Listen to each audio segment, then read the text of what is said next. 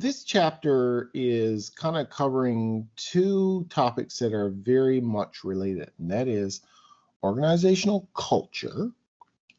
And culture is kind of a ephemeral, hard to define, hard to feel, but you know it when you got it type thing. And the change that probably comes to organizations that kind of, depending on the culture, how change is accepted. So what we're going to look at here is what is the purpose of culture? Why do we have such a thing? Why do organizations act that way? How do we create and maintain a culture? You know, some cultures are very good and people like a good, strong culture in organizations. But the trick is, how do you maintain it? You know, if you got something good, how do you keep it? And can organizational culture have a downside? And the simple answer is yes, it can. It can be too strong. And too strong a culture resists change, and we need to bring change. So we need to keep the culture, which doesn't like change, but we need a good, strong culture, and we need to accept change. So how do we manage change? And what do people in organizations, why do people in organizations, I should say, resist this change? So this is really looking at material covered in Chapter 10, okay? So if you want to know where that is. So over the last year, airlines have been hit so hard by the COVID pandemic. And it's a shame because the airlines have huge overheads to pay for all those planes. And really about 90% of those planes have been sat idle for a year. And they're just down in the desert somewhere in Arizona so that they don't rust or that they're not exposed to too much water. They're sat down there just sitting in the sun. And one of the companies that's been hit hardest is Canada's WestJet. Now, WestJet is Canada's second airline. And in fact, this year marks the 25th anniversary of WestJet. And WestJet has a very interesting culture. Their culture is that of fun. They pride themselves on being different than Air Canada, which is always considered to be a very staid and stiff airline. Whereas if you've ever flown on WestJet, have you had a chance to fly on WestJet? They used to fly in Wabush. No, I haven't been on WestJet. Nothing flies up here now. No, I know. It's hard to find anything. There's only a couple of flights coming out of St. John's. But if you get on a WestJet plane, you know you're on a different airline because they tend to crack a few jokes when they're given the talk, and you know they kind of carry on a little bit, and they have that kind of friendly, loose, not bad in a bad way. You know, it's just that they try to make people or disarm people's concerns when they get on an airplane. And this little video right here, the one on the left, which I wanted to show you first, is a 20-year anniversary video that they produced 5 years ago. But it's a good summary. They haven't produced one for the 25th anniversary, and probably for good reason. Okay. WestJet service between 6 cities starts February 29th. It's bare bones basics, but that's what the founders of WestJet think people are looking for. The ticket counter at WestJet was swamped today. They call it WestJet culture and attitude, and it's one of the reasons passenger loads are growing.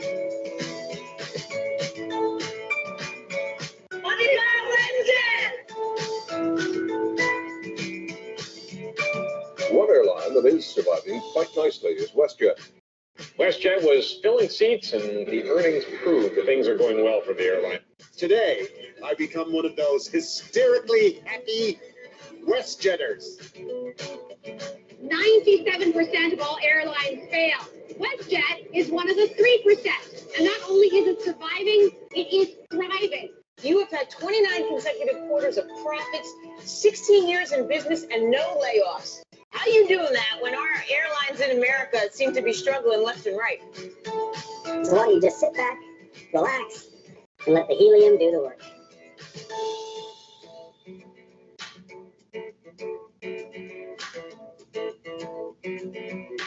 We call it Cargo Kids. We are continuing to give flights for two to New York City. Canadian airline WestJet making a big viral splash. WestJet's new service, Furry Family, now allows for any type of animal to fit safely on board. It seems like everyone is talking about a viral video put out by WestJet. WestJet, it does seem to put itself apart from its competitors by having that more unique customer service. WestJet's CEO calls the addition another step in the airline's evolution.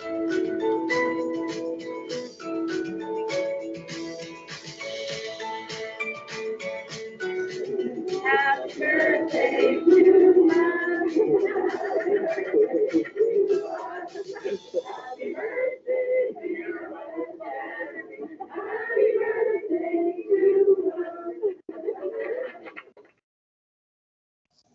So that was your 20th birthday, and you saw there a couple of things. First of all, just if you're not familiar with it, every year that on April 1st, April Fool's Day, they produce a commercial, and I would expect one this year. They produce a commercial, and you saw little snips of a couple of the ones that had happened where the vice president gets on, and they filled up the plane with helium, and his voice went really squeaky. And the other one was where he gets on the, they had a commercial on where they talked about how they were going to run kids in cargo. So you see the kids going down the belt. And it was all designed to be a joke. And it was supposed to be taken lightly. And as I say, that culture of happiness and fun is something that's thoroughly, absolutely promoted within WestJet. Now, a culture of fun is one thing. When you hit a pandemic, it's totally another thing. This second video, again, WestJet, is a lot more staid than the first one. And this one was put out on June 24th, 2020. And it talks about some of the changes that WestJet had to do in order to survive the downturn caused by the pandemic and some of the things that they still have to do. Hello everyone. It's the 24th of June, 4 months since the COVID-19 virus hit Canada. And as the country begins to slowly reopen, we all continue to grapple with the reverberations of this terrible pandemic. I would be hard-pressed to think of a family, a community, an organization, a city, or a country that has not felt the impacts of COVID-19, whether tragic illness and loss of life, or economies shutting down. Like many of you, I watch the news with hope regarding a vaccine, and I'm aware that while a solution is being worked on, the temporary solution for travel is that which we have already implemented, a hygienic environment from start to finish, while implementing a new, lower touch business model so that our guests, and indeed all travelers, can rebuild their confidence in flying. WestJet has remained self-sufficient throughout this extended crisis, cutting our costs by more than 60%. And yet, despite these efforts, the damage we've incurred from a weakened demand environment is being compounded by multiple factors, including a patchwork of provincial and federal government travel advisories, constraints on non-essential travel, both globally and even domestically, and the cost challenges facing our airport and our air navigation partners.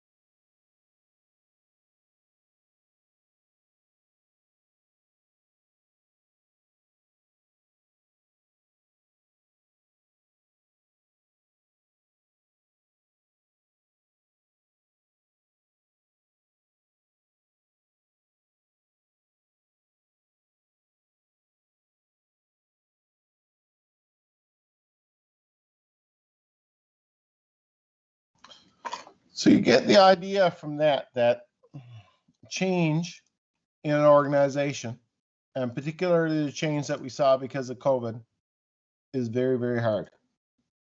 And it's no joking matter when you got people's lives on the line, right? So that was a very difficult message for the president to deliver.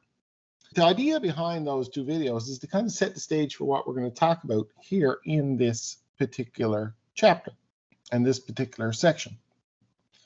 First of all, we're going to focus on this first part, which dealt with culture and what culture is all about, why it is, what effect it has, what are some of the challenges that come of it. Secondly, we're going to look at some of the challenges brought about by change, particularly change that's imposed on organizations. So if we look at organizational culture by definition is a pattern of shared values, beliefs, and assumptions considered to be the appropriate way to think and act within an organization. It is really the unwritten rules of the organization, and very few organizations have anything written down with regards to the way their culture is. You got to live in it in order to appreciate why and how and why things are the way they are. Culture provides the benefits of stability. People know what they expect when you come into an organization and know what they expect when they operate within an organization, because the culture says that this is the way things are. So it provides that stability and gives employees a clear understanding of, why things are the way they are. Part of culture is something called the organizational climate. Okay? If we think about an organizational climate, it refers to the shared perceptions organizational members have about their organization and the work environment. So the climate is people's perception of the culture. Okay? When everyone has the same general feelings about what's important and how well things are working, the effect of the attitudes will be more than the sum of the individual parts. So this appears true for many organizations, including WestJet. That video clearly demonstrated that the climate was that of a fun, friendly place to work. And we look at what we tend to find in terms of the primary characteristics of any organizational culture. We got to think about innovation and risk-taking, the degree to which the employees are encouraged to be innovative.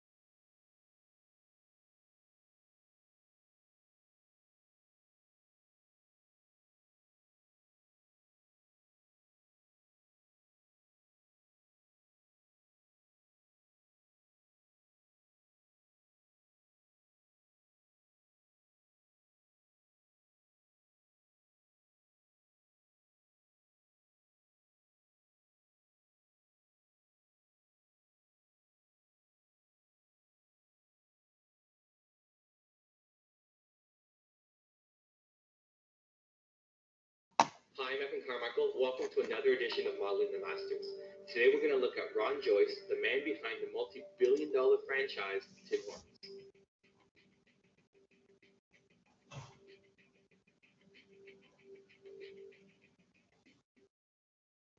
Ron Joyce is a Canadian multimillionaire businessman. He co-founded the Tim Hortons donut chain as Tim Hortons' partner and first franchisee.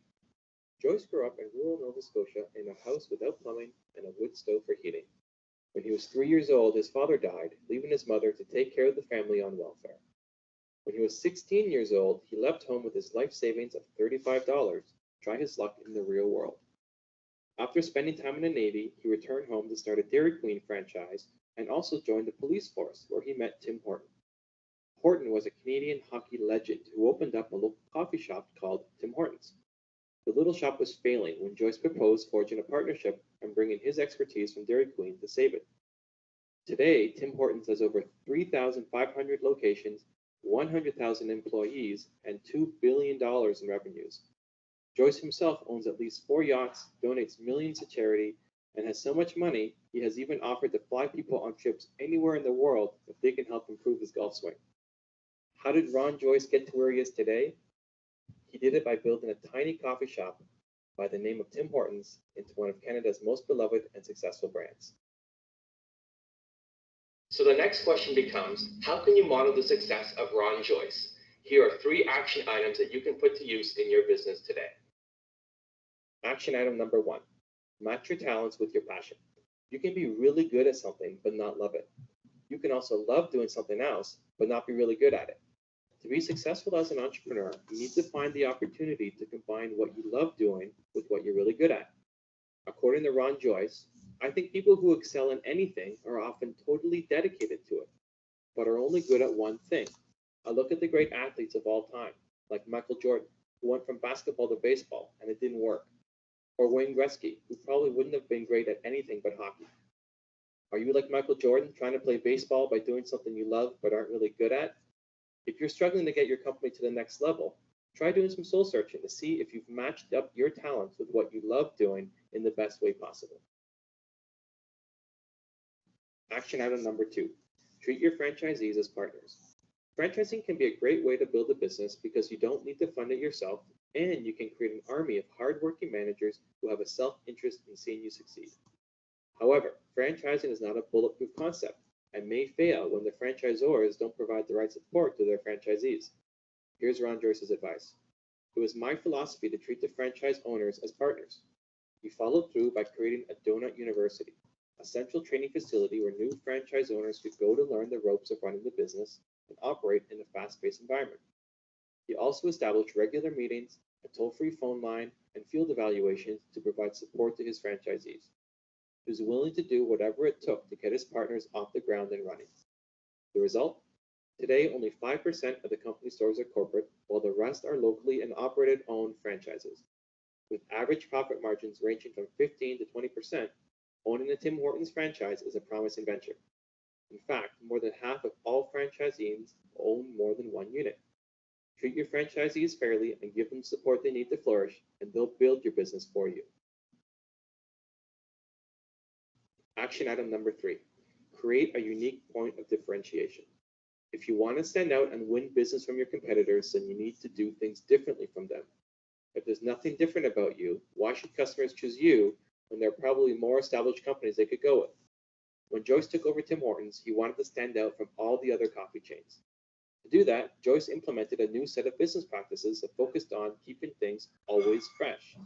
He began to insist that all Tim Hortons coffee pots be cleaned 3 times a day and that no coffee be older than 20 minutes from the time the brewer stops dripping.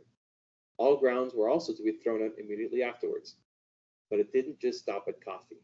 The temperatures of all cheese products and sandwiches were to be checked every other hour, as with soups. Donuts were to have a shelf life of no more than 8 hours and could also be made to order. Bagels and other breads were also to be sold for no more than 8 hours after they were made, while cookies, danishes, and croissants could go for up to 12 hours. And only enough cakes for a given day were baked in any store. Customers began to come to Tim Hortons because they knew they had the freshest products available and sales soared. What is your unique point of differentiation?